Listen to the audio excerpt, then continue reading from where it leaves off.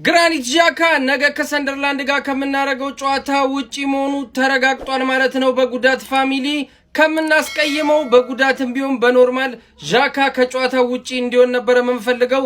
እሱን ማስቀየም አንፈልግም። ነገ የጎል ዝናብ ነው የምናዘንበው። ስንት እንደምናገባ እስቲ ኮሜንት ላይ አስቀምጡልኝ። እኔ 4 ወይም 5 አግብተን የምንበቀላቸው ነው የሚመስለኝ። ይመቻችሁ። ስለ ቡካዮ ሳካ፣ ማርቲን ኦዲጋርድ እና ቲምበር ጉዳት ዛሬ ሚኬል አርቴታ በሰጠው ፕሬስ ኮንፈረንስ ምላሽ ሰጥቷል። ምን አለ የሚለውን በጥቂቱ ለማየት እንሞክራለን። እናንተ እስከዛው ኮፒ ሊንክ፣ ሼር፣ ሪፖስት ማድረጋችሁ እንዳይረሳ። ስለ ቡካዮ ሳካ ጉዳት ሲጠየቅ ሳካ በቅርብ ቀናት ውስጥ ከቡድኑ ጋር እንደሚመለስ ተስፋ አደርጋለሁ፣ በጥሩ ሁኔታ እያገገመ ነው ሲል መልካም ዜናን አሰምቶናል። ማርቲን ኦዲጋርድም ከጉዳቱ የመመለሱ ነገር የቀናት ጉዳይ ነው፣ ምናልባትም የነገውም ጨዋታ ላይ ሊኖር ይችላል ሲል ሚኬል አርቴታ ምላሽ ሰጥቷል። ቲምበር ደግሞ ለነገው ጨዋታ ሙሉ ለሙሉ ዝግጁ ነው ሲል መልካም ዜና አሰምቶናል። ሚካኤል ሜሪኖ ከባድ ጉዳት ነው ያጋጠመው፣ ለወራቶች ከሜዳ ይርቃል። ከሱ ጋርም ከጎኑ ልንሆን ይገባናል። ቼልሲን ያሸንፈን ወደ ፋይናል ያለፍንበት ጨዋታ ለቡድኑ በጣም ጥሩ ኢነርጂ ነው የሚሆነን፣ ከዚህ በኋላ ለምናደርገውም ጨዋታ ጉልበት ነው የሚሆነን ሲል ሚኬል አርቴታ ጋዜጣዊ መግለጫውን ሰጥቷል። በመጨረሻም ስለ ሰንደርላንድ ሲጠየቅ ሰንደርላንድ በዘንድሮ ሲዝን ጥሩ ጨዋታ እያደረጉ ነው እና ከባድ ፈተና ነው የሚገጥመን፣ ምን ማድረግ እንዳለብን እናውቃለን ሲል ሚኬል አርቴታ ጋዜጣዊ መግለጫውን ሰጥቷል። በኋላ ሌላ አርሰናል የነገውን ጨዋታ የሚያደርገው ስታዲየም ኦፍ ላይት ላይ የሆነውን ነገር በማሰብ ነው። ምንም አያመጡም ብለው ባሰቡበት የመጨረሻ ደቂቃ ላይ ነው ጎል ያስቆጠሩባቸው። ስለዚህ የዛን ጨዋታ ውጤት መቀልበስ፣ ማስተካከል፣ 3 ነጥብ መውሰድ ግዴታና ግዴታ የሚሆንበት ጨዋታ እንደሚሆን የሚጠበቅበት ሂደት ነው ያለው። በአርሰናል በኩል የጉዳት ሂደቱ ባለፉት ሳምንታቶች ረገብ ብሎ ነበር። ከማንቸስተር ዩናይትድ ጋር ሲጫወት እንዲሁም አርሰናል 100% ተጫዋቾቹ ከጉዳት ነፃ ሆነው ነው የተጫወቱት። ካላፊዮሪ ብቻ ይመስለኛል በዛ ጨዋታ ላይ ያውም የፊትነስ ጉዳይ ስለነበር አገግሞ ነበር። ከማክስ ዶማን ውጪ ሁሉም ተጫዋቾች ለዛ ጨዋታ ዝግጁ ሆነበት ነበር። ከሊድስ ጋር በነበረው ጨዋታ ሞሮርለስ ተመሳሳይ ነበር። የጉዳት ዜና አልነበረም።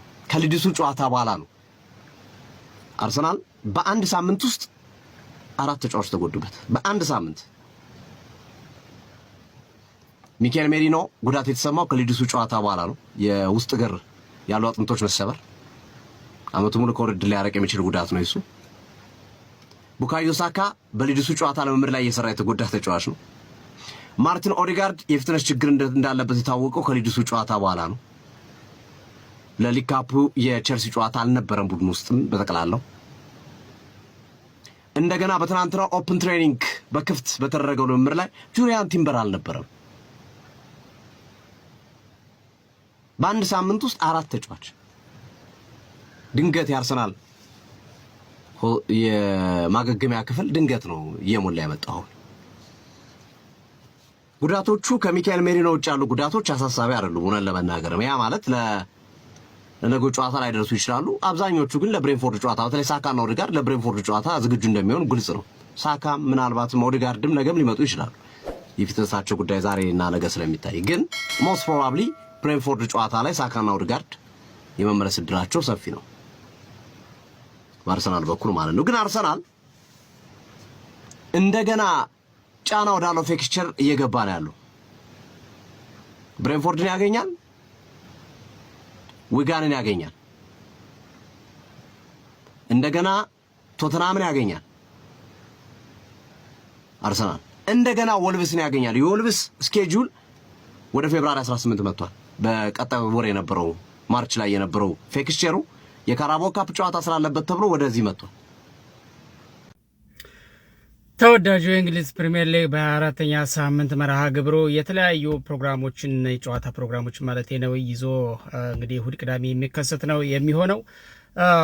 በጣም ተጠባቂ የሚባሉ ጨዋታዎች አሉ። ከነዚህ መካከል ሊቨርፑል ከማንቸስተር ሲቲ የሚያደርጉት ጨዋታ ትልቅ ግምት የሚሰጠው ነው። ከዛ ቀጥሎ አርሰናል ከሰንደርላንድ የሚያደርጉት ጨዋታም እንደዚሁ ትልቅ ግምት የሚሰጠው ጨዋታ ነው በእኔ ግምት።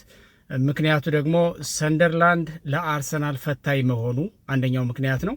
ሁለተኛው ደግሞ እንግዲህ የሊጉ መሪ አርሰናል ነው። አርሰናል ነጥብ ሊጥል ይችላል፣ በዚህ ቡድን ሊሸነፍ ይችላል ወይስ ሊያሸንፍ ይችላልና መሪነቱን ሊያጠናክር ይችላል የሚለው የብዙዎቹ ጥያቄ ስለሆነ በጣም ተጠባቂ ያደርገዋል ብዬ አስባለሁኝ። እንግዲህ ዣካ ወደ ቀድሞ ሜዳ ወደ ቀድሞ ክለቡ ይመጣል። በኤሚሬትስ ስቴዲየም ነው የሚደረገው። ይህ ጨዋታ በጣም ወሳኝና የሳምንቱ መርሃ ግብር ተጠባቂ ጨዋታ እንደሆነ ምንም ጥያቄ የለውም። ስለዚህ ጨዋታ የተወሰነ ነገር ነጥብ ለማንሳት ፈልጋለሁኝ። አርሰናል ከሰንደርላንድ እንግዲህ በታሪካዊ መነጽር በታሪካዊ ምልከታችን ተመሳሳይ ወይም ደግሞ አንድና ያው የምንላቸው በዛ ልክ ክብራቸው በእኩል ደረጃ የሚገለጽ አይደለም።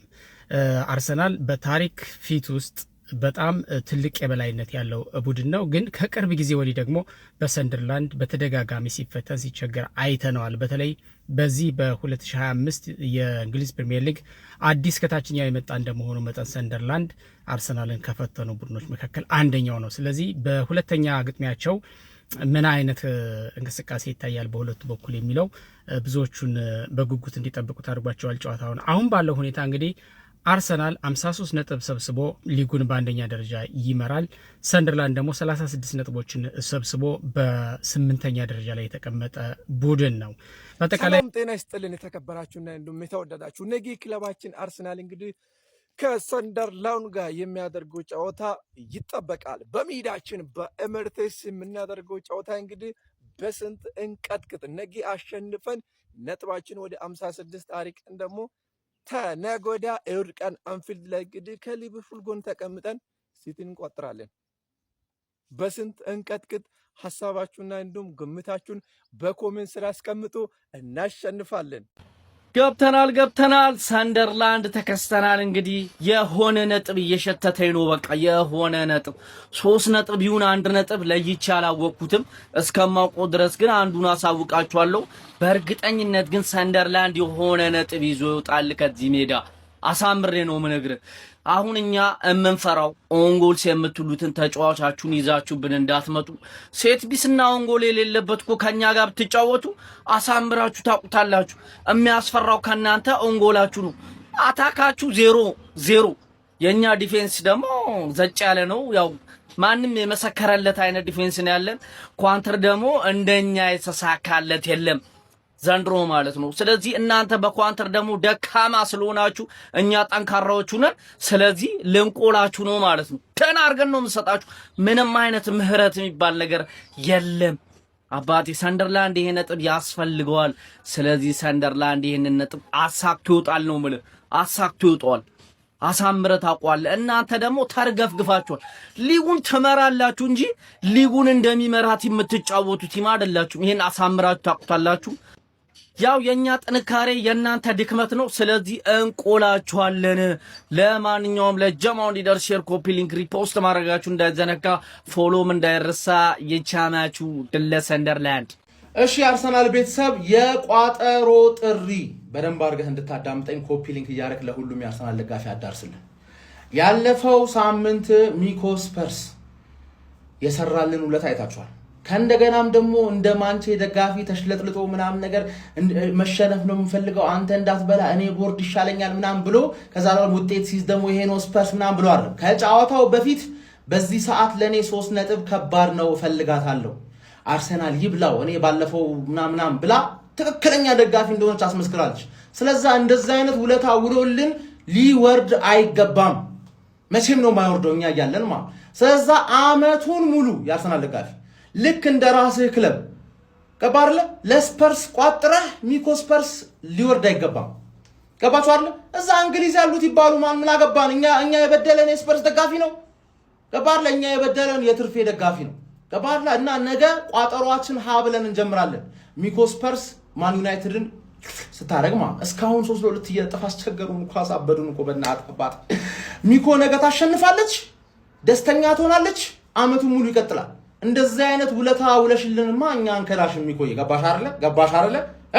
ነጭ ለብሰ ነው ነገር ራሱን እንመጣው ማለት ሪፌንቲ ማንም ሰው እንዳይቀር ማንቼን ቋጥረንባት እናስጥላታለን፣ ቦንዳ እናረጋታለን። ከዛ ሰንደርላንድን አርገን 9 ነጥብ ከዛ ጫናው ወደ ሼባው ይላል ማለት ሼባው ለራሱ የሚቆም ከሆነና ወዶ ሳይሆን በግዱ ማለት ያሸንፋል። ወዶ ሳይሆን በግዱ እሁድ ቀን እናወራበታለን። ነገ ስራችን መስራት ነው የሚጠበቅብን። መጀመሪያ የሚኮን ከዛ ኋላኛ ያርዘገነርስ ሳቀን አላችሁ ታዲያ አርቴታ አስቀድሞ የቀረበለት ጥያቄ ተጫዋቾቻችን የጤንነት ሁኔታን ይመለከታል እንዴት ነው ማርቲን ኦዲጋርድ ተብሎ ነበር ኦዲጋርድ የቀናት ጉዳይ ነው ከኛ ጋር መቀላቀሉና ከቡድኑ ጋር አንድ ላይ መሆኑ የማይቀር ነው ብሏል ጀማው ከዛ በተጨማሪ ጁሊያን ቲምበርግን ጥሩ ላይ ነው ያለው አለ በቃ ከቡድናችን ጋር አንድ ላይ ነው ማለት ነው እኔ ስጠረጥር ሁለቱም ጥሩ ኮንዲሽን ላይ ያሉ ይመስለኛል ጀማው ከዛ በተጨማሪ ስታርቦይም ተጠይቆ ነበር ስታርቦይ በቅርቡ ከቡድናችን ጋር እንደሚሆን ተስፋ አደርጋለሁ ቀለል ያለ ጉዳት ነው ያጋጠመው ያን ያህል አሳሳቢ እንዳልሆነ ገልጾልናል ካይ ሃቨርት ደግሞ ወደ ቡድናችን መጥቶ እየሰጠ ስላለው አስተዋጽኦም ተጠይቆ ነበር እጅግ በጣም ደስተኛ ነው በሱ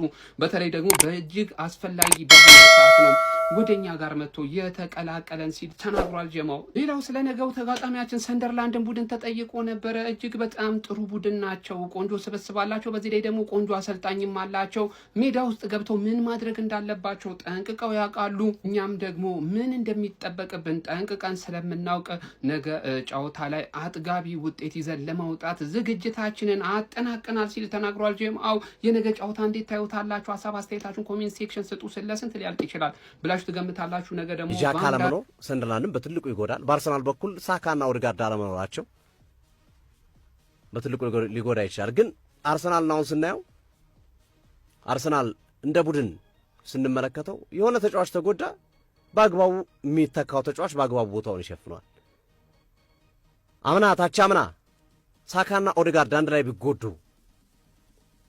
አርሰናል ምንድነው የሚወጡ ደጋፊዎቹ ምንድነው የሚያስቡት ዘንድሮ ጋብርኤል ተጎድቷል በሚገባ አራቱም ውድድሮች ላይ ቆይተው አስረክበውታል ነይንካፔና ሙስኬራ ሳሊባ ተጎድቷል ተመሳሳይ ተረክበው አስረክበውታል ኦዲጋርድ የመጀመሪያዎቹ ወራቶች ተጎድቷል ምንም አልሆነም ቡድኑ ሳካ በተመሳሳይ ተጎድቷል ከዚህ ጉዳት በፊት አንድ ወር በላይ ሁለት ወር በላይ ማዱኬ በተጫወተበት ጨዋታዎች ላይ ታስረክበውታል የአርሰናል ለየት የሚያደርገው ከላይ ተጎዳ ነው ፕሮብለም አለው ብሎ የሚወጣ ተጫዋች አለ የሰንደርላንድ ጃካ ስለተጎዳ ሀቢብ ዲያራ ቦታውን ይተካል አይመስለኝም ጃካን መተካት የሚችል ተጫዋች ኳሊቲ ያለው ተጫዋች ቡድን ውስጥ የላቸውም መተካት አይደለም በሱ ልክ የሚቀራረብ ተጫዋችም ለማግኘት ሊብሪስ የሚቸገሩ ይመስለኛል የላቸውም ያን ያህል ጥራት ያለው ተጫዋች እና አዌ ፎርማቸው ጥሩ አለመሆኑ ከሜዳ ውጭ ያላቸው ፎርማቸው ጥሩ አለመሆኑ በትልቁ የምናነሳው እንደ ክፍተት በሰንደርላንድ በኩል የነገውን ጨዋታ እጅ ሊሰጡ የሚችሉባቸው ምክንያቶች ብለን የምናነሳው በተቃራኒው ደግሞ በአርሰናል በኩል የኦዴጋርድና ሳካ ለመኖር አማራጭን ያጠብባል በተለይ ብሎክ የሚጫወት እንደ ሰንደርላንድ አይነት ቡድን ሲገጥም የክሬቲቪቲ ከደረጃቸው ከፍ ያሉ ተጫዋቾች ያስፈልጋል ከምንም ጎል የሚያገኙ ከምንም ክሬቲቪቲያቸው ከፍ ያለ ተጫዋች ያስፈልጋል ሳካ አንዳንዴ ከምንም ጎል ያስቆጥርልናል ኦዴጋርድ ከምንም የተዘጋን በር ማስከፈት የሚችል ተጫዋች ነው የክሬቲቪቲ ደረጃው ሃይ ስለሆነ ስለዚህ እነዚህን ግልጋሎት አርሰናል አለማግኘቱ በጨዋታው ላይ ሊጎዳው ይችላል ስቲል ግን የኦዴጋርድ ተስፋ አለው በነገው ጨዋታ ነው ሳካ ነው ላይሰለፍ የሚችለው ኦዴጋርድ ሊሰለፍ ይችላል ግን ሁለቱንም ግን ሚኬል አርቴታ አቅዳቸው ለብሬንፎርዱ የሐሙሱ ጨዋታ ማድረስ ነው የሚሉ ሐሳቦች ናቸው በብዛት እየተነሱ ያሉት እነዚህ ነገሮች በስፋት የምናነሳቸው ነው የሚሆነው አርሰናል ግን በሜዳው ነው የሚጫወተው በደጋፊው ነው የሚጫወተው ሊድስን በገጠመበት መንገድ በሃይ ፕረስ ቶሎ ኳሶችን ወደፊት በመሰንጠቅ መጫወት ይጠበቅበታል ኢምሬትስ ላይ ተጫዋቾቹ ደጋፊዎች ኢንጆይ ማድረግ ይፈልጋሉ ተጫዋቾቹ ጨዋታውን ኢንጆይ ማድረግ ይፈልጋሉ ከዚህ በፊትም እንደነበረው የቼልሲው ጨዋታ ላይ ያው የአንድ ጎል አድቫንቴጅ ስላለ ጥንቃቄ ያረክ መጫወት ስላለብህ ልትጫወት ትችላለህ መጀመሪያ ጥንቃቄ ነው የምትመርጠው አንድ ጎል አለ ሜዳ ላይ ነው የተጫወትክ ያለው የሰንደርላንዱ ጨዋታ ላይ ግን እንዲህ አይነት ጥንቃቄዎች ቢኖሩም ግን የጥንቃቄው መጠን በጣም ከፍ ያለ ሆኖ ሳይሆን መኖር ያለበት የማጥቃት እንቅስቃሴው ይበልጥ ያደገውን ቡድን የአርሰናል ደጋፊዎች መመልከትና ማየት ይፈልጋሉ